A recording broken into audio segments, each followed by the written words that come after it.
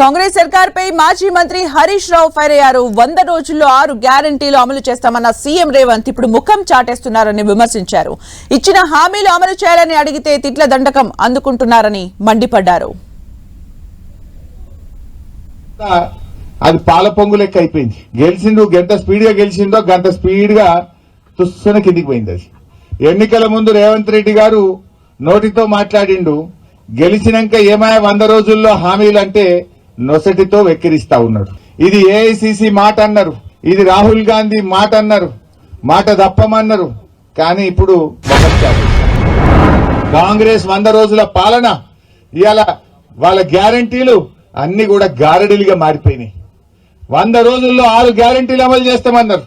ఇవాళ గారడీలతోని నమ్మించి ప్రజలను మరొక్కసారి మోసపుచ్చాలని మభ్యపెట్టాలని ప్రయత్నం చేస్తా ఉన్నారు. యాసంగి వడ్లు వచ్చుడు చాలైంది, కళ్ళాళ్లకు వడ్లు వస్తున్నాయి. గా వడ్లకు 500 బోనస్ ఇవ్వయా రేవంత్ రెడ్డి గారు అంటే ఈయన అంటాడు, కేసీఆర్ నీ డ్రాయర్ ఊడగొడతా అని మాట్లాడతాడు. తెలంగాణ తెచ్చి 10 ఏళ్లు ముఖ్యమంత్రి చేసిన కేసీఆర్ మీద ఈయన మాట్లాడే భాష ఇదేనా? నువ్వు రాష్ట్ర ముఖ్యమంత్రివా, చెడ్డీ గ్యాంగ్ సభ్యుడివా నేను అడుగుతా ఉన్నా. నువ్వు మాట్లాడే భాష అదేనా నేను అడుగుతా ఉన్నా.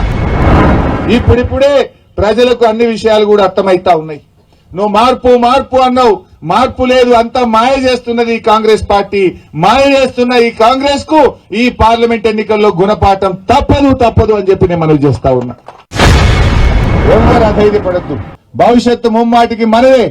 ఎంత కష్టం వచ్చినా నేను నిలబడతా, భయపడే ప్రశ్నే లేదు. ఉద్యమం చేయలేదా 14 ఏళ్ళు? రానే రాదన్న తెలంగాణ తెచ్చుకోలేదా?